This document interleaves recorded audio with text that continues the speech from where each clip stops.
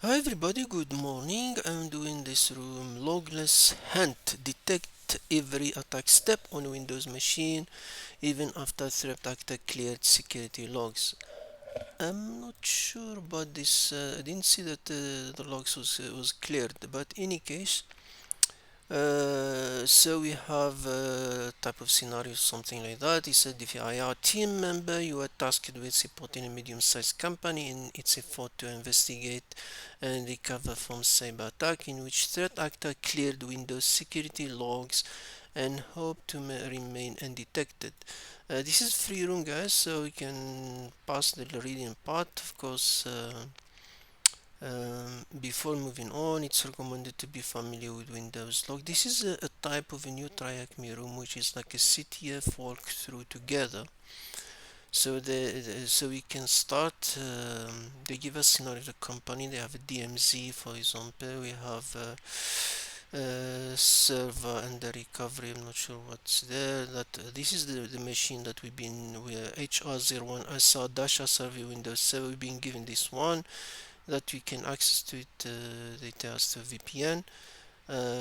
You can start the machine. Let's be clear. I'm using connecting through X3 RDP. I like this one because you can copy paste if you want.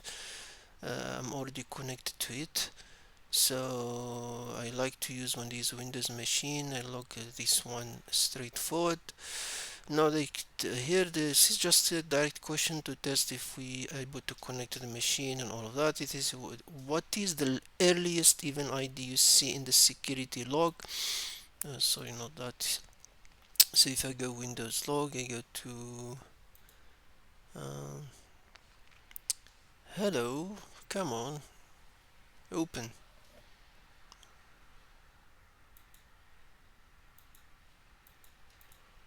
Windows, yeah, Windows. Security log, the earliest. So if you go to the bottom, the timing. Uh, so it's 1102. This is the audit log was cleared. It was cleared at 5:14. 20, so you can assume the breach was in 23rd January, before 5:14. So they have the time here, so you have the log was cleared, so we know it's 1102, so that's fine. Now let's start now. Uh, Web access laws, of course, they give us is a Microsoft Exchange, mail or AD or web, CRM, whatever the most crucial context to get information log. Of course, the source IP, timestamp, the method get, request, post, all of that. States code is very important to see what's the user, the hack is trying. And we can have Apache access log here, so we can go to I should always forget the Windows command get dash content uh, get Windows command always confuse me. Get content. And one thing different between Windows and Linux is the slow auto things doesn't work too fast like in Windows. In Linux, Apache log access content. C Apache log. Let's get the access log. So if we no content without an E, and one thing I hate this red color. Oh, no. So here you can see if we go from the top, it already give us this an IP 10.10.023.90. So this is clearly the IP. You can see it's starting with the main directory is index. You can see 200. It says 5. No, the 404 is in the post request for upload doesn't. And now there's 200 there, so there's an upload endpoint, and then he tried to do download index. This is all 404, so you can see is getting it's like almost like GoBuster is running. Privacy, this is things, and you get home.php. Um, I'm not with PowerShell Linux. We can grab the 200. Then we have a download, then you have download, you have an upload, is uploading something, then you have a search here. So we all at the end all 200, and remember the timestamp 458. So we can do this because it helps us later on to analyze the, let's copy this, paste the time. The time is key to analyze when you have things like that. So for example, if you start answering the question, what's the title of the app? The app is in localhost, so because the hint tell us access the app using your browser. So if I go now, let's open Chrome.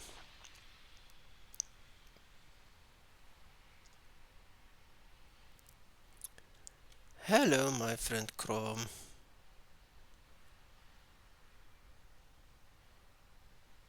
Now if I go localhost, assuming it's in localhost, you can see the name of the app is already Solarays approval, and you have you can upload file and upload request. Let's see if it does work. I didn't test it.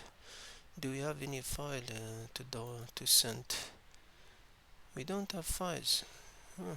Let's test. Let's open our famous friend. What type of file this one will upload? Let's call it test. File save. Let's save it in desktop. Let's call it hack.txt. Let's see if we can do that. What exactly it do? The file has been uploaded. AI analysis could not generate any option for you. Try again next month. Okay, thank you. Now if we go to the next question, so we know the app name because we said the app name is salary raise approval v01, so we have that one. Which IP performed an extensive web scan? So the IP, we can guess it from here, from the access log. You can see the same IP is running, so we know the IP is 10.10.23.190, so that's cool. The next one is, what is the absolute path to the file that the suspicious IP upload? The path, we also, again, we saw this is running there, and we know the application, so we can leave this there. Let's open another command. Let's try something because I want to keep this, I want to keep seeing it. So you can go to cd, for example, c, because it's a web, is it Apache? Um, and you can see this directory called upload, autocomplete in Windows. Yeah, something I hate. Where is that upload things? Dun, dun, dun. htdocs. There is no ls. Yeah, you can see now upload.php, and then we have cd uploads. Let's see if our so we have our file there. So then we have this is should be company or something. Then we have, this is the, because the search is the one that is called. So if we say what is the absolute path to the file that is suspiciously upload, we can we can know it's this. So there is no pw. Windows. Windows sometimes it confuse me. So it's a search PHP, so the path is C Apache 24. This is the path basically, and the file is search.php. Let's look for that file. So this PC, we can go to local C, we can go to Apache 24, then we get upload, then we can see this is the file that open with. Just open Notepad. This is the file that is done. You can see it played the title 404, so to trick you, and then you can see it's executing command echo. Yeah, but why we don't test it ourselves? Let's see. upload search if TryHackMe didn't not found. Really?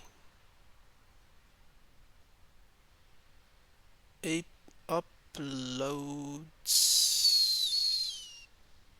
search.php.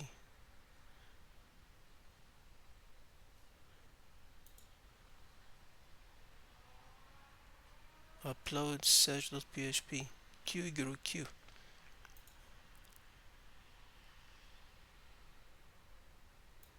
What mean it tell me not found? Oh, it was created like that to trick us. Ah, that's how we do. Ah, dangerous. Q equal, for example, Q. Ah, nice.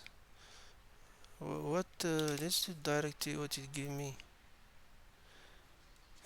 Nice, nice. Track me playing with us. Nice, nice. Okay, we'll come back to this now.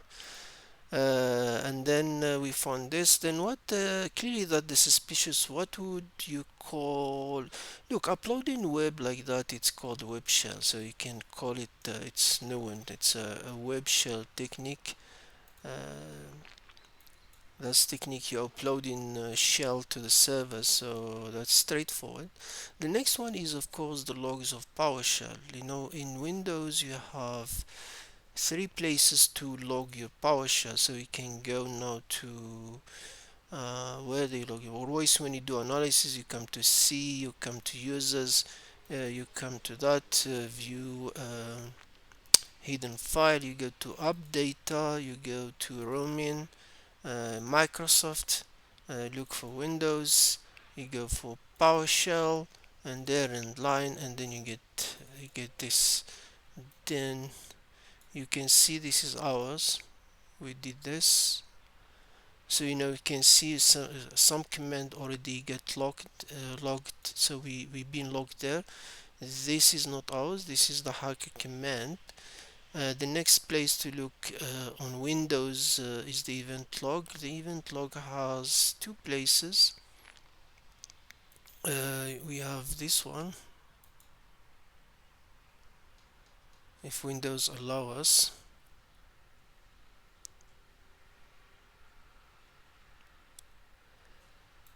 Windows, why is not allowing me to open this now?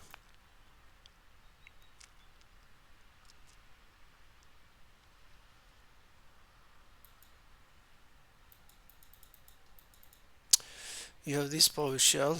Okay, we can open it. You have this PowerShell is very so whenever you do investigation you have this one file, the console host history. This one is interesting because it's also log the 600 command. So for the date, the 4/3 that us we've been here now, we should see. I think I was no. It's only when you do the command, not what with the way we did it now. Uh,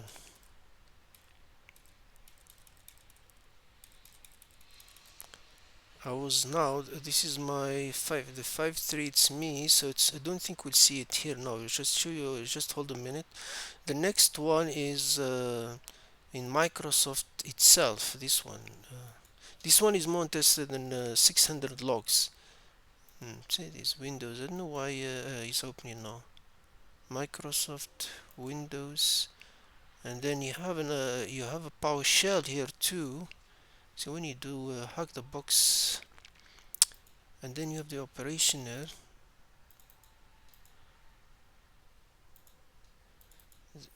The operation log. The operation log you're more interested in the 4104 flags. That's the one we're interested on them. What is the next 1404? You can see we saw the one that we did now, get content c apache 24 log. So now here's a good explanation for it. So we have the one we said, the console history, the one that we just did now. This is the console history, the one that you find it always PowerShell PS read line. Then you have the 600 logs. They are under application and services log Windows PowerShell. And then you have the 4104 logs. The difference is this one. That's why when you write it like that, you can see, I'm not sure this one, we found it in a 4104 and we find it in the console history. So remember when we did now this test, we saw our command are here, and we saw them in the 404 log. Now you have the other one. When you write in command like that, the -c, like a PowerShell -c, here you see them in a 600. Like for example, if I do this now and I go to my PowerShell, you can go there, we can come here, it's fine. Why is not pasting? Sometimes copy. So it prints is 2 because it's -c. We see it either in the 44 or the 600. I don't think we'll see it in 44. I'm not sure. TryHackMe put that one there. But if we go to the 600, so it means we go into the window, not in that one. We go to this one. We should refresh. So I should see it in the 600 now. And you can see PowerShell -c write output test 2. He said also we can see it in the 404. I'm not sure about that. Where is the PowerShell?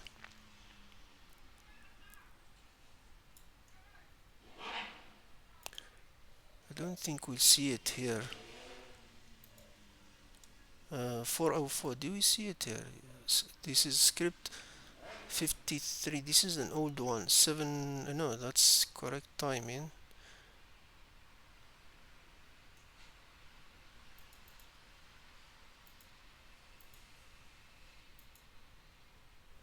Oh, output, write output test 2. Oh, okay, it does work. So you see it in two places. You see it in the 41 and the 600 if you write it this way only, also in the console, that one. And then you have this one if it's a script. This is like a script. You only see it in a 4104 because it's but this one need to be logged. It's not by default. The first test was entered in interactive console.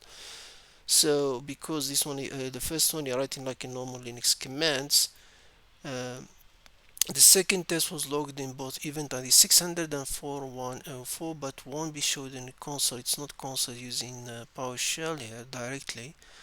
The third example, 404 shine, it has its only event ID display script content. This is a script we can see in a command.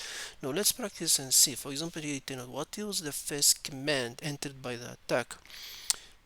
No, usually if we assume is entered, so is there in PowerShell script or something? Let's start with the 600 because assuming is not already in the machine, is using scripting or something. Let's assume for that for a moment. So if we go out to the 600 and let's make our life easier, filter current log by 600, and we know if you look the log, it was the time. I left this open for a reason. His shell, it's really, you can see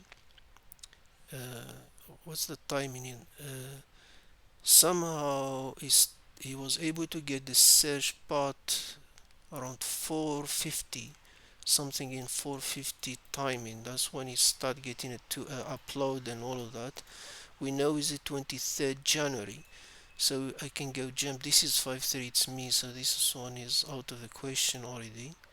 So we can just go straight to the 20. This is 22, the 23rd.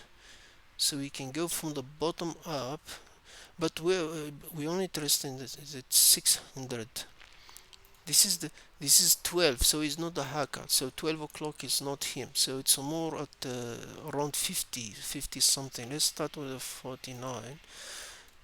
So you can see, if you no, you can see at 5, you can 49 is wasn't the hacker. The 55, see if the timing is correct. um, so if you look here at the 55, so around somehow here when he was able to do that, we can see at 4:45 is already doing who am I, PowerShell minus C, who am I. So we know he run what's the first command that was so we know let's copy that one, let's make it that, and let's make a timeline for it, log it at so it help us later on in our analysis. So we know this one was run at 4:55, so we have that, the attacker. Then he said, what is the full URL of the file the attacker attempted to download? Of course, now we can just follow what exactly after he did OMI. Now this is PowerShell do detail login. Now we can see is checking the directory, and then after directory, what is doing? Let's see. Now we go into directory Apache binary. Then you go into, now you can see checking getnet TCP connection local port is scanning or something here. Is doing 3389, I think is the RDP or that one. Because now looking what now you can see the command that is downloaded. You can see PowerShell minus C. So it's downloading a file called httpd-proxy.x from IP 10.10.23.190.80.80. You can see what is downloading here, and we can find it. So if we go to the binary, see the binary, not ls, we should where am I? See the binary. If you go directory, we can find it http proxy xe. That's the file that is downloading. You can download it and then you save it in C Apache 24 proxy. So we know the file that is downloaded, and then we say what command was run to exclude the file from Windows Defender. Now before we go there, let's first check what exactly is doing here. So he downloaded this file, so next what exactly next thing is doing.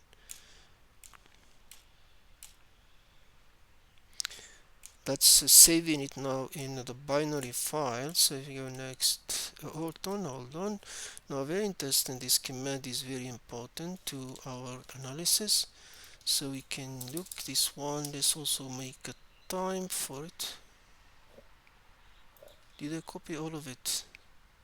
338127. I didn't copy all.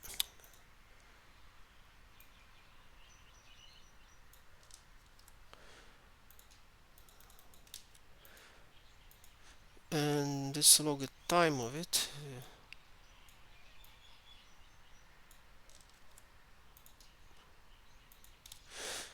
You can see the command is running in 3389, so it gives you an idea of an RDP. This is an RDP connection. So he ran the RDP connection to the local one to his IP. So we know the machine IP. So if we get connection later on, what was the question again? Is pinging that IP now. What command was run to exclude file from Windows Defender? We can continue to see which command the guy is using. You can see now here run this PowerShell minus C get MP thread detection. You can see what if it was detected or not, and then if you go next, he does something very interesting. Now you can see is running this PowerShell -c add mp preference my exclusion paths. So you exclude all Apache paths. So basically, so defendant doesn't scan this the Apache 24 folder, so he doesn't see the HTTPD proxy and doesn't detect. So this is what the attacker can meant to exclude from from defender. Of course, now the remote is you can guess it from the port 3389. So this is an RDP connection, and it give you the idea. It's an RDP session. So now the RDP, of course, in Windows, the best way to go is Windows Terminal Service Local Session Manager. Um, uh, Windows Terminal Service um, Local Session Manager. This one, and for whatever reason doesn't need to open here. So this one is the one. If you do any forensic for RDP, just go straight to here and remember this one. 21, it means successful RDP connection. 24, disconnect, and 25 mark for reconnect. So most equation we see when it was connected and when it was disconnected. So you're looking for 21 and RD 24, and you can know between which one if you have more than session from the session ID, because it gives you the user and the social network and IP. Of course, this is they give us a sign back in case the machine start and you have hypervisor or something. You might see local, so don't get freaked out. Now, for example, it said for what is the timestamp of the first suspicious RDP login. So mostly we're looking for the 21 login, and I said we're looking for the 23rd. And if we follow our he did the proxy at 4:57, so assuming after 4:57 in 24, so it should be somewhere running in circle if my calculation are right. No, no, before 5 o'clock we have um, what we're looking for after 5 o'clock. So after 5 o'clock it should be looking for 4:57, anything after 4:57. This is not because we're looking for 21. So the next 21 come here is this one. So if you look, that's the IP 10.10.23.190, and if you go here, that's the attacker IP. So we can now, that's the IP. It's after the time. The time it helps you for investigation, so you don't need to run and read all the logs. So we have 21. We have the IP of the attacker, and we have the time correctly. We have it's at the 23rd January 2025 at 5 o'clock and 12 second PM. That's the time of this question. The next, what user did the attacker breach? Of course, the user already we have it. The username is this one, hr01 -servid / or a / administrator. The next question it tells us is what IP is shown as the source IP. We know it from the previous question. Remember, we know the attacker IP, the source network connection 10.10 23.190. So they got, and the next question that is one towards disconnect. For disconnect, of course, we need to look for 24. So now we know it's connecting at 21. Remember the session ID 2. So because if there is legitimate user, you don't confuse them. So I look for the 24. Make sure the session ID is 2. We have the same user, same IP. So the disconnection was at 23rd January 2025 at 5 o'clock 16 minute 46 second PM. And I think TryHackMe, you need to write it 5 o'clock, you need to write it 17. So you need to write it in PM syntax. So PM, because it doesn't give you the PM option, so you need to write 17 here. Now, after the attack at the RTP, of course, the next thing is persistent traces, schedule task, and all of that. Now Windows, you can do the schedule tasks is two ways. There is a schedule here, task scheduler is here with the operation. This is one. Then we have local disk. We have I think Windows System 32. Let's type it and look. System 32. And next one is tasks, and you can see we have this one is a normal one, but this one, who is this open with? You can see, you can open it here and you can detail of it, so you can you get it in XML. You can see the command and all of that. But so we have that, this, we have the operation. The operation, if you go, because there isn't in startup, you can just start from the bottom. In one, you see the timing also 5:05:37. Remember, the attacker connected at 5:00, so it took time 5 minutes to create a schedule. You can see user HR register task schedule attacks Apache proxy, and we can also get it from here, task scheduler. If we get that, where are you, my friend? You can get here the task scheduler, and you can see it's an Apache. You can see this is not, that's the name of Apache, so you have three places you can see it. So the question we see, what's the name of the suspicious task scheduler? So we already have it here. We have it called Apache. Let's make a name, Apache proxy. We can see it here. It's called Apache proxy, and then we can see it in HTML, in this one XML. It's also an Apache proxy. Now the next question we see, when was the suspicious schedule task created? Now at what time this thing was created? We can start, for example, this. You can see it was created at 5:05:37 p.m. We can see, can we see it in the text? Registration info. Our timing is not really correct here. It's at his is 30.8 and this one is 30. What is .8? 5. Oh, no, 17:5:30. Why the time here is different?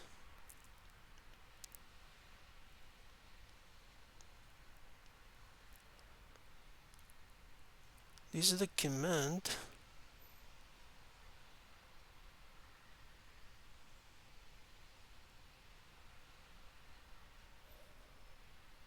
(25:123). 17 is the PM for 5, then 05.30.8. I don't know how the math is calculating here. Not sure, because the timing is 37 here, and we can confirm from the scheduler, because if you go to history here, you can do the date.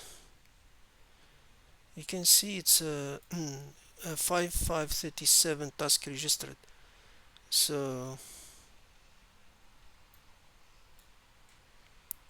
yeah, it was just a 30:37. I don't know why this XML file gives strange date. In any case, the correct time is this one, so let's pass for that. And then what is the task trigger value as shown in the GUI for the thing? So if I open this, trigger, you can see trigger detail, it's there at system startup.